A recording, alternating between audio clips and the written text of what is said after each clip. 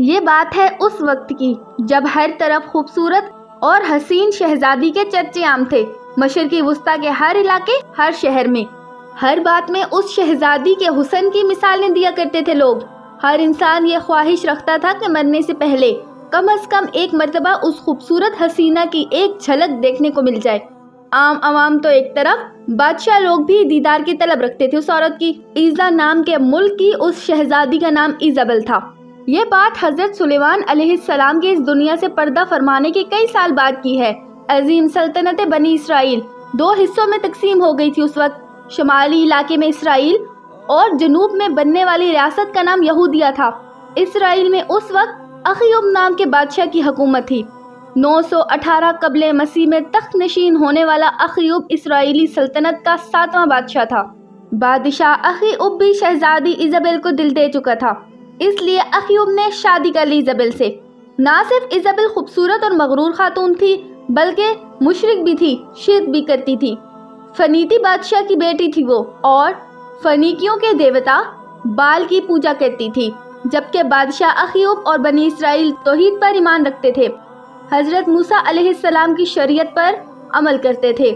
پھر کیا ہوا ناظرین، اخیوب بھی توحید کو چھوڑ کر اپنی بیوی کے ساتھ ان کے دیوتا بال کی پرستش کرنے لگا۔ ملکہ ایزابل اتنی شاطر عورت تھی کہ اس نے چالاکی کے ساتھ بادشاہ اخیوب کو بال دیوتا کے لیے ایک مندر بنانے پر رضامند کر لیا، جہاں وہ بال دیوتا کا بت رکھیں، تاکہ اس طرح سے بنی اسرائیل میں بال دیوتا کی اشاعت کی جا سکے اور بنی اسرائیل شرک میں ملوث ہو جائیں۔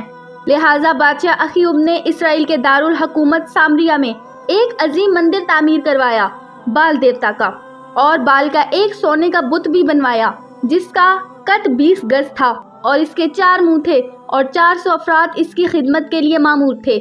منتیں مانگتے تھے بنی اسرائیل کے لوگ اس بت سے۔ مندر میں سونے چاندی کے نذرانے چڑھنے لگے۔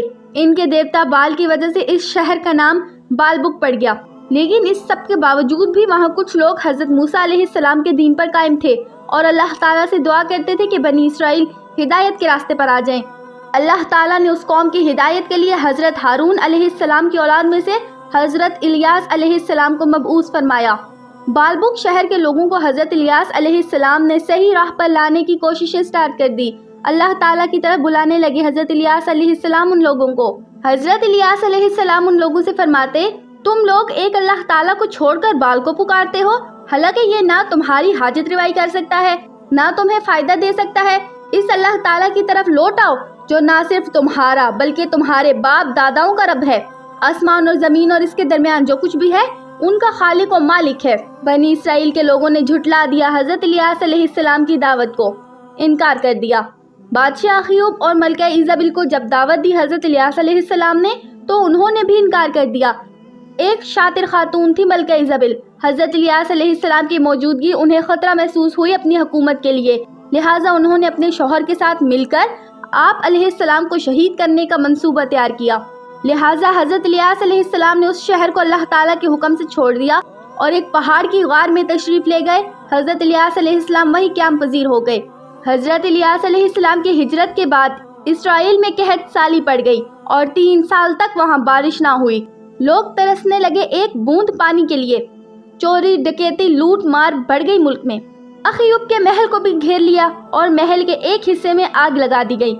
حالات سے تنگ آ کر بالآخر بادشاہ اخیوب نے حضرت الیاس علیہ السلام کو تلاش کرنے کا حکم دیا۔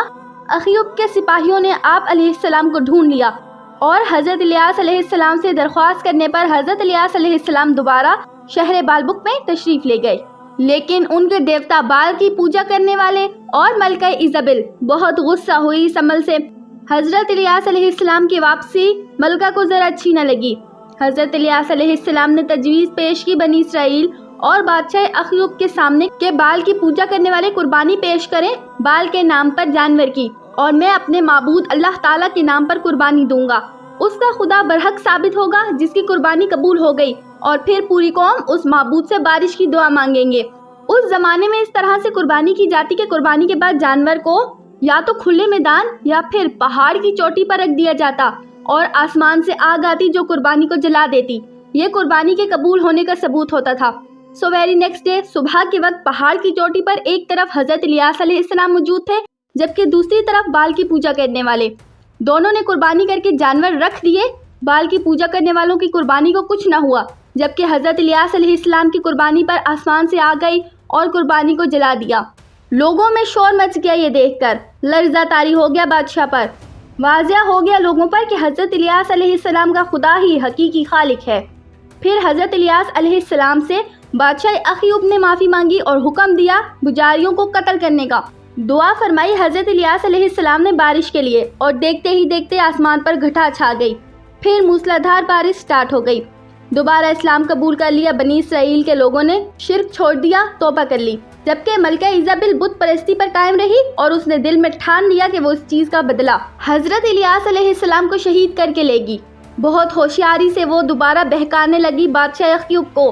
بادشاہ باتوں میں آ گیا، اس کی دوبارہ پوجا شروع کر دی بادشاہ نے اپنے دیوتا بال کی۔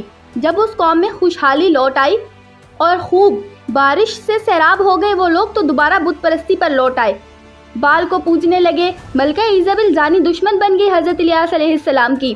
مجبور ہو کر شہر بالبک سے ہجرت فرما گئے حضرت الیاس علیہ السلام، کوہ سینا پر تشریف لے گئے۔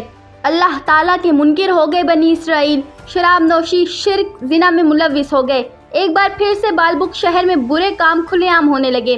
حضرت الیاس علیہ السلام نے دعا فرمائی کہ یا اللہ، یا تو ان کو ہدایت عطا فرما دے یا پھر ان پر عذاب نازل فرما دے۔ اس قوم پر عذاب کا فیصلہ ہو چکا تھا۔ اسرائیل کی سرحد پر وحشی قبائل آباد تھے جو لوٹ مار کیا کرتے تھے، لیکن وقت کے ساتھ ساتھ ان کی آبادی بھی بڑھ چکی تھی۔ کافی طاقتور ہو گئے تھے وہ لوگ۔ انہوں نے اسرائیل میں حملہ کر کے سارے شہر میں لوٹ مار کر کے آگ لگا دی۔ پورا شہر برباد ہو گیا، ہر طرف بربادی ہی بربادی تھی۔ اس وحشی قوم نے بادشاہ اخیوب، ملکہ ایزابل اور اس کے بیٹے کو بھی قتل کر دیا، اور اس خوبصورت ملکہ کو مار کر سڑک پر پھینک دیا گیا، اور بنی اسرائیل نے دیکھا کہ اس کی لاش کو کتے نوچ نوچ کر کھا رہے تھے۔ اس وقت نہ تو اس کے باطل خدا کام آئے، نہ ہی اس کا دیوتا بال۔